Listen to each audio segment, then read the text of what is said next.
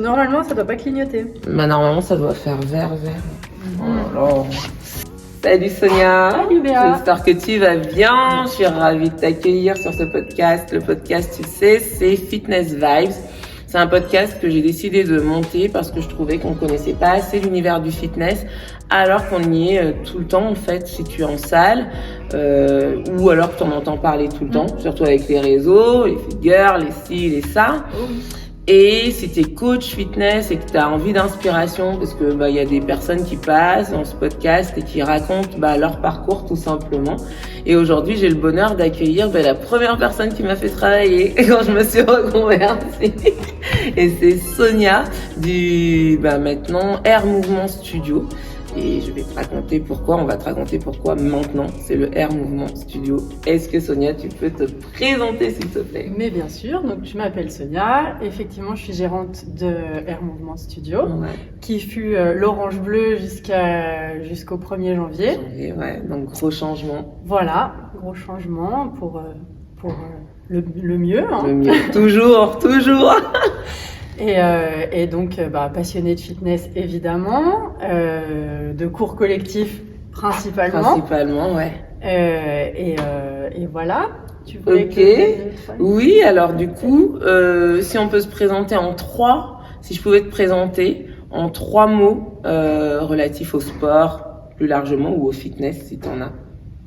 Alors, je sais pas si c'est relatif au sport mais une des caractéristiques, je pense qu'on peut dire, c'est la persévérance. La persévérance, ça c'est sûr, j'atteste. Voilà.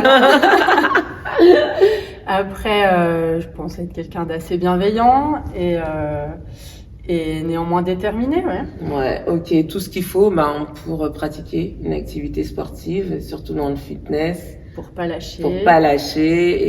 Et ouais, je trouve que ça te caractérise plutôt bien. Ok, Sonia, tu peux nous dire un petit peu comment tu en es venue à vouloir créer une salle, surtout à un moment qui était, juste avant le Covid. C'était en 2018, donc avant le Covid. Ouais. On dirait que c'était il y a des années-lumière, mais maintenant, c'est pourtant il n'y a pas si longtemps que ça. Ouais. Pourquoi la salle de fitness? Alors parce que moi j'étais pratiquante de fitness, beaucoup de cours du coup. J'ai pas réellement trouvé de salle qui me correspondait avant. Et après au niveau professionnel, j'étais en plein changement, en pleine remise en question. Donc je voulais me lancer dans l'entrepreneuriat. Ce domaine me parlait bien. Et alors pour le coup, je suis tombée sur un article sur l'orange bleu dans un magazine. Ouais. Et le côté familial, valeurs humaines, etc. m'a bien parlé. Et du coup, à l'époque, ça restait une petite franchise familiale. Donc, c'est Thierry Marquer, le fondateur de l'Orange Bleu, qui nous recevait directement pour les personnes qui voulaient ouvrir une salle. Et le fait, justement, des cours collectifs, du côté humain et du maintien de l'accueil, ce côté familial, chaleureux, etc. m'a vraiment parlé. Et du coup, je me suis dit, il faut faire ça. Il faut se lancer. D'accord. Donc, le côté persévérant dans ce côté entrepreneur, t'as vraiment ce côté entrepreneurial. Et en même temps, les valeurs familiales qu'on retrouve de toute façon dans cette salle. Moi, c'est vraiment le point d'orgue en fait de la salle, quoi. C'est ça, c'est ce qu'on essaye vraiment de véhiculer. Que les gens soient à l'aise quand ils viennent et qu'il n'y ait pas de chichi, que vraiment on vienne pour se faire du bien, quoi. Ouais, qu'on sorte du côté, du côté appréhension de la salle de sport. Exactement. Alors ça, salle de sport versus association, c'est vraiment encore très courant. Et des fois, faut se détromper. Dans des associations, on peut retrouver des comportements qu'on aurait cru retrouver dans des salles de sport. Et comme on disait une fois, c'est surtout l'état d'esprit du gérant ou de la gérante qui fait la salle, quoi. Je pense que ça fait beaucoup. Après, effectivement, parce que les personnes desquelles je m'entoure doivent véhiculer ça aussi, c'est ton système de valeurs. Ok, je regarde juste si on nous entend. Si on nous entend, parce que c'est parfait. Merci. En tout cas, moi, je suis ravie. Tu le sais à chaque fois que je te le dis, parce que les valeurs sont celles que je partage aussi au quotidien. Je sais de tous les retours qu'on a que cette salle est très appréciée parce que luminosité et puis tout ce que tu viens de dire, quoi, le système de valeurs qui est vraiment intégré et par les adhérents et partout, quoi. Donc ça, c'est chouette. Et c'est ce que tu as réussi à bâtir, une sorte de communauté aussi, quoi, je trouve. Ouais, c'est vrai que notamment nos adhérentes du matin, je pense à elles en particulier parce qu'elles viennent tous les jours. Qu'elles regardent le podcast Fitness Vibes, on prendra les noms. On sait qui vous êtes. Donc c'est vraiment c'est rare, hein. C'est quand même rare d'avoir autant de cohésion, etc. Donc dans ton parcours, donc il y a tout l'aspect entrepreneurial. Tu l'as toujours eu ou c'est quelque chose vraiment qui s'est développé parce que c'est vrai que c'était un peu tendance de se dire on se ressent sur soi, on arrive à un certain âge, on a envie, quoi. Alors le côté entrepreneur, non, je pense que je l'ai toujours eu en effet. Mes parents sont commerçants et c'est vrai que j'ai toujours baigné dedans et cette indépendance et ce côté faire pour soi, et pour les autres, faire pour soi et les autres. Oui. Voilà, mais ça, je pense que ça a toujours été, c'est ça le point de départ. Le point de départ, et ensuite vouloir créer ma petite pierre à l'édifice, truc. Oui, parce qu'il y a de ça en fait quand on veut, quand on est auto ou quand on est entrepreneur, c'est ça, c'est qu'on veut poser une pierre, et construire quelque chose, c'est et avoir la possibilité de le faire comme on veut, quoi. C'est ça. Après, il y a des contraintes. Bien sûr. Rien n'est bien simple. Voilà, bien sûr. Mais au moins, les valeurs sont, on en revient toujours à la même chose, quoi. On le fait avec ses propres valeurs et comme on le veut, donc. Tout à fait. Et donc le parcours, la salle est créée en 2019. 2018. Juin 2018. Ok. Juin 2018. S'ensuit une période qu'on a tous connue. Voilà. Petit enfermement provisoire. Comment on vit? Déjà, on est sous le choc comme tout le monde, de toute façon. On comprend pas tout ce qui se passe, puisque on se dit qu'on œuvre pour la santé des gens, pour leur bien-être, le premier confinement, tout le monde est à la même enseigne et tout le monde est concerné, donc le samedi soir, on l'apprend à la télé comme tout le monde. On n'a pas eu un petit mot de personne qui nous a prévenu avant. Donc on arrive le dimanche matin pour venir évacuer les gens qui sont quand même venus faire leur séance parce que tout le monde n'était pas affiché devant sa télé le samedi soir. Et on se retrouve contraint de mettre les gens dehors pour une durée indéterminée qui s'est avérée quand même assez longue. Ce qui a été vraiment compliqué, en tout cas pour moi à vivre, c'est cette attente de pas savoir, la direction, de pas avoir une direction, de durée, de comment, de pourquoi, on est un peu perdu, quoi. Donc au jour le jour, on avance, on répond comme on peut aux questionnements des gens, parce qu'on n'a pas vraiment les réponses nous-mêmes. Donc c'est ça. Donc être à la fois flexible, mais ça t'a permis de quand même, je pense, d'accroître ta flexibilité, ta façon de t'adapter aussi, parce que c'est vrai que c'était tellement une période compliquée. Et puis ce côté, comme tu dis, c'est la santé, mais en même temps le sport. Et c'est là qu'on s'est rendu compte à quel point des fois le sport n'était pas considéré, quoi. Pas du tout.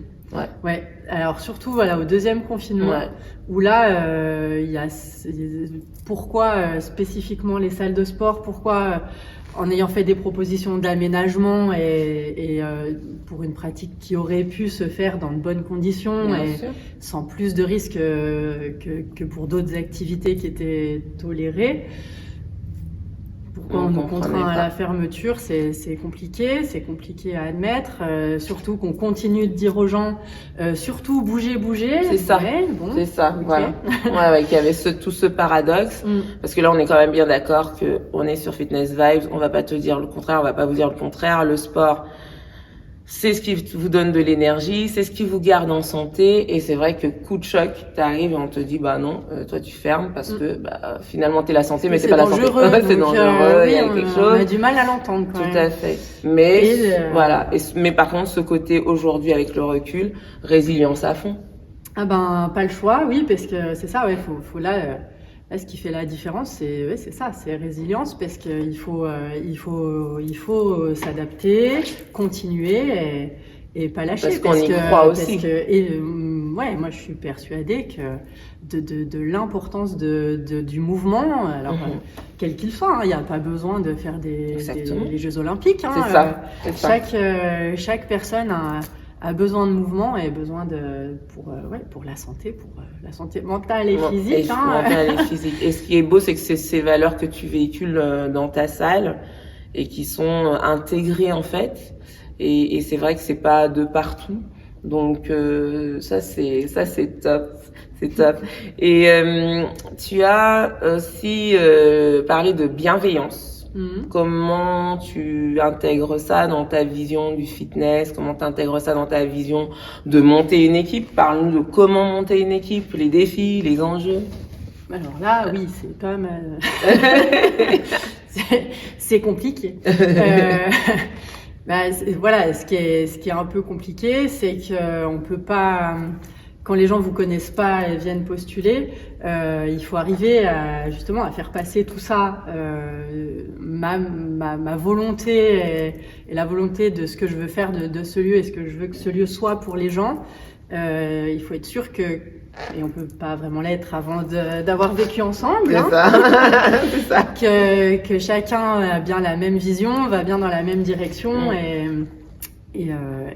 c'est un peu tout l'enjeu. Donc chacun a sa personnalité, c'est ça qui est bien aussi, et on en parlait tout à l'heure, justement, c'est que chaque coach a vraiment sa personnalité qui transmet dans ses cours, quoi, et dans sa manière de travailler, etc. Donc il faut arriver à faire une place pour chacun et à ménager tout ce petit monde ensemble. Voilà, faire des gens complémentaires, des complémentarités.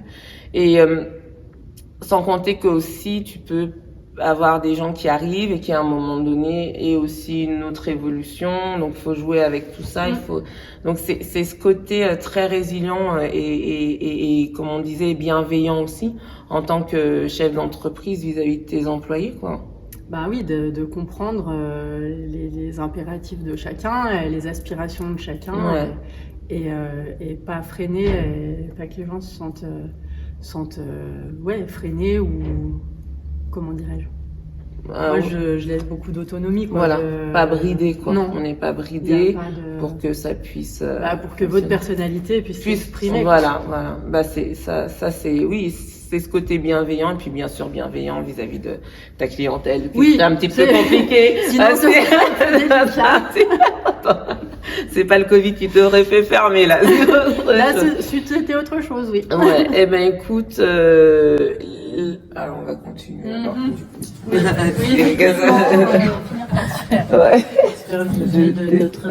Je suis noire, mais du coup ça fait pas la même. Pourquoi tu me l'as pas dit?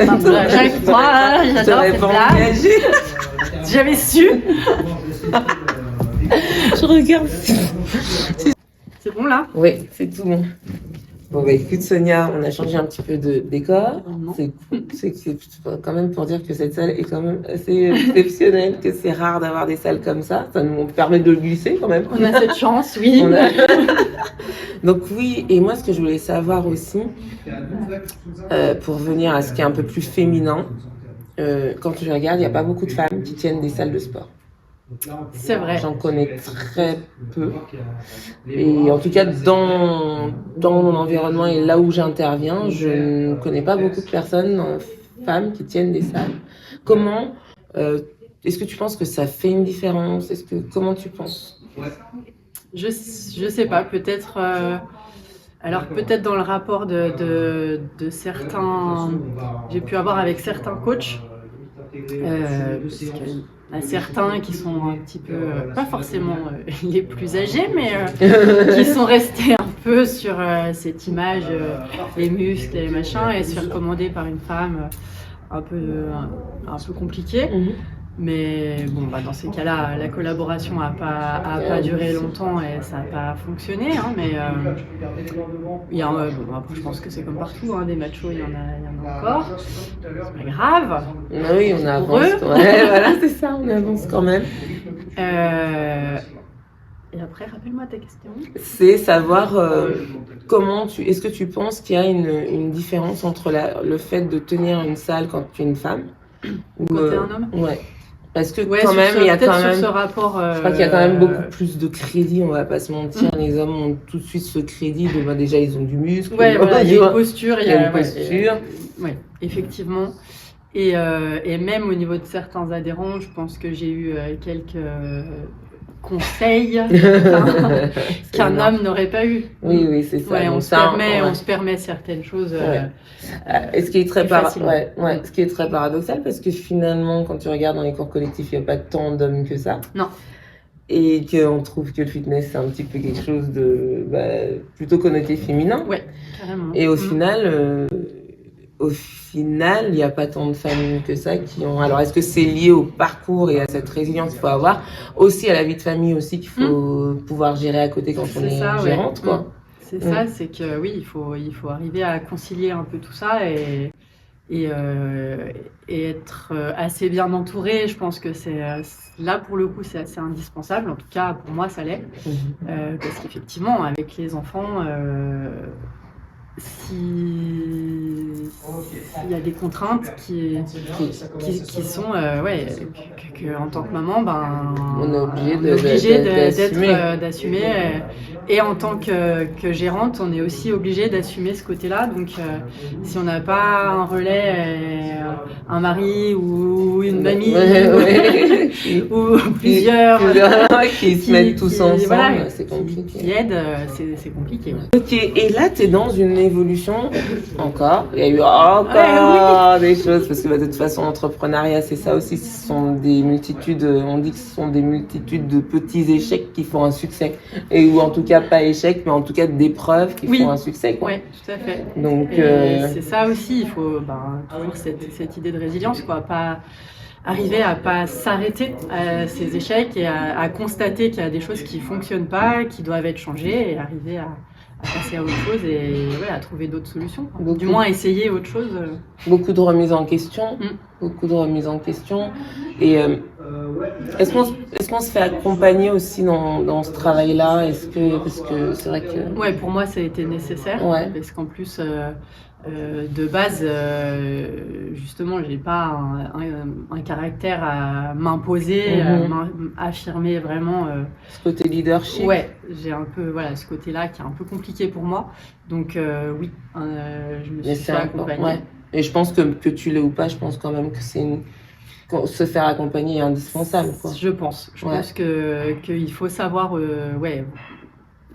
qui que nous soyons, on a des faiblesses et il faut le reconnaître, l'admettre et arriver à travailler dessus parce qu'au bout d'un moment, ça pêche. Il y a des endroits où on a besoin qu'on nous tende la main et qu'on nous appuie dessus un petit peu pour pouvoir évoluer. C'est ça. Et ce qui est génial, c'est que ça regroupe toutes les qualités du fitness, quoi. C'est pour ça que c'est génial d'avoir vu que ton côté entrepreneurial, ce goût pour l'entrepreneuriat et ta passion, t'aies pu les combiner et faire de toute cette salle une aventure, quoi. Et donc, parle-nous un petit peu plus de passer d'une franchise avec des valeurs dans lesquelles on se retrouve finalement, et puis une évolution qui fait que tu te retrouves à vouloir être toi encore plus. Eh bien, justement, après, il y a des évolutions différentes. Le Covid, à mon avis, n'y est pas pour rien non plus, puisque alors, pour en revenir à l'évolution de la franchise en elle-même, qui est une évolution logique pour une entreprise aussi, puisqu'elle va en grandissant et en se développant. Donc, qui dit développement dit que le côté familial, forcément. En pâtit. Et on a moins cette possibilité de développer en local certaines choses plus particulières Ouais. qui correspondent à une demande. Ouais. Tu te sentais un petit peu étriqué dans des concepts. Voilà. Et là, voilà, on était beaucoup plus. On a une franchise qui devient beaucoup plus présente et plus invasive, entre guillemets, à nous demander un respect des concepts, un respect d'une charte graphique qui évolue beaucoup, souvent. Ouais. Une uniformisation dont tu n'as pas forcément envie quand qui a tu été veux transmettre ça. qui est un peu compliqué pour moi parce que, par exemple, quand on met en place un cours de TRX, notamment, qui fonctionne bien, qui plaît aux gens, qui a beaucoup de bénéfices, qu'on vienne me dire, c'est pas franchise, donc c'est pas bien.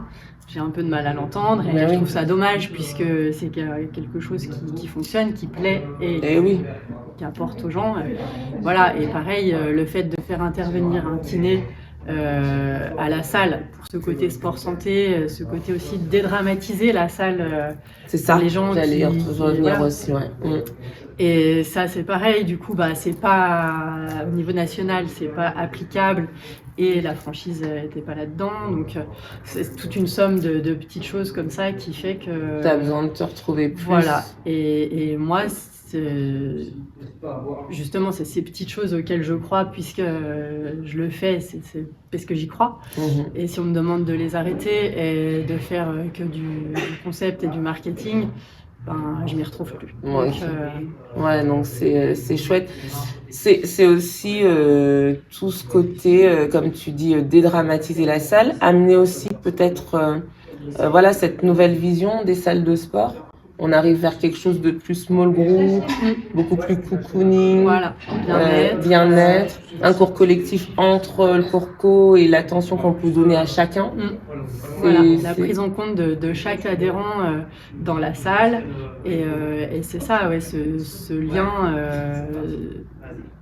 lien humain qui est important pour moi et que je veux vraiment garder. Préserver, Et est-ce que tu penses que justement le Covid ça a été un mal pour un bien là-dessus, ce côté un peu moins des conseils de masse, tout à fait, avec des gens, on s'est forcément, alors moi je suis arrivée après, donc j'entendais mes cours, ils étaient pleins avant, et puis toi t'arrives, t'as 2, 3, 4, 10 personnes, et au final... c'est pas plus mal, c'est une autre façon de travailler. Et justement, maintenant, c'est cette façon de travailler qui s'est imposée à nous, entre guillemets. Et qui plaît. Il faut en faire quelque chose. Et justement, aller dans ce sens-là, de cette adaptation-là. Puisque non, si effectivement il y a un point positif, c'est bien celui-là, c'est que les concepts massifs avec des cours à 60 personnes, ça a un peu ses limites, en tout cas ici. Prenons-en notre parti et justement adaptons le plus possible aux besoins de chacun. Je trouve, en tout cas, moi, je prône beaucoup cette évolution. Je sais qu'il y a des coachs qui ont besoin de l'énergie de beaucoup de monde et de groupes, et je comprends complètement aussi, parce que je connais cette manière de travailler différentes. Voilà, mais c'est des manières de travailler différentes. Par contre, est-ce que tu penses que les adhérents sont prêts à ça? Après, est-ce que ça dépend des salles? Je pense que ça dépend, aussi de la volonté de chaque gérant et de ce que tu veux amener. Mais malgré tout, je pense que ça va être quand même assez compliqué de revenir à des grosses, vraiment des très grosses salles avec grosse ambiance et tout ça. Ou alors peut-être de manière plus ponctuelle. Peut-être plus ponctuelle. Et c'est vrai que ça semble quand même surprendre les gens quand ils viennent en fait et trouver quelque chose de beaucoup plus cocooning dans une salle. Alors qu'il y a des assos vraiment où je te dis, il y a des assos, il y a 60 personnes dans un cours, et, tu vois, c'est complètement... Tout à fait. Et on a l'impression que les gens, que ça instaure un certain mouvement et que tu te mets aussi dedans dans ce mouvement de on est là pour vous, même dans une salle de sport, et qu'il faut vous affranchir de toutes ces croyances en fait au sujet de la salle. Voilà, quoi. et que c'est pas parce que vous n'allez pas faire une performance ou c'est pas un souci, c'est juste faire le mouvement de venir, de bouger, puis d'être en relation aussi avec d'autres, parce que même si les groupes sont pas grands, il y a quand même des interactions, il y a quand même ce côté social aussi. C'est important. C'est très important. Non, mais vraiment, et c'est la beauté de moi d'avoir travaillé dans une salle qui évolue vers ce concept-là. C'est de sentir que finalement le changement au départ fait peur, mais on s'y adapte tous. Voilà, on s'y adapte. Et au final, on y trouve un bénéfice. On y trouve un bénéfice, ouais. Parce que justement, on est peut-être aussi plus proche de chacun, on connaît un peu plus chaque personne et on peut s'adapter à leurs besoins plus facilement aussi. Et qu'est-ce que tu conseillerais à une femme ou un jeune homme qui veut monter sa salle? Qu'est-ce que tu vois en termes de comment commencer, comment débuter? Est-ce qu'il faut voir gros? Est-ce que tu vois? Parce que c'est vrai que c'est quand même des charges impressionnantes. C'est des grosses charges. Alors, pour moi, ce sont de grosses charges. Oui, mais je veux dire, objectivement parlant, il faut des machines. Je pense qu'il faut... Alors, après, c'est encore pareil, il y a eu beaucoup d'évolutions. Je pense que à l'heure actuelle, je ne suis pas sûre que des banques, techniquement, me suivraient sur ce genre de projet-là, avec ce genre d'investissement-là. Parce que à mon avis, c'est quand même assez lourd. Ce qu'il faut avant tout, c'est que la personne qui veut se lancer sache vraiment ce qu'elle veut faire. Qu'elle soit, parce que ça aussi, le banquier, c'est un humain qui est en face quand même, à la base. Et il faut qu'il voit qu'on y croit, qu'on a envie, qu'on sait où on veut aller, qu'on sait comment on va y aller et qu'on part pas dans tous les sens, qu'il y a besoin de cet investissement pour dans tel but.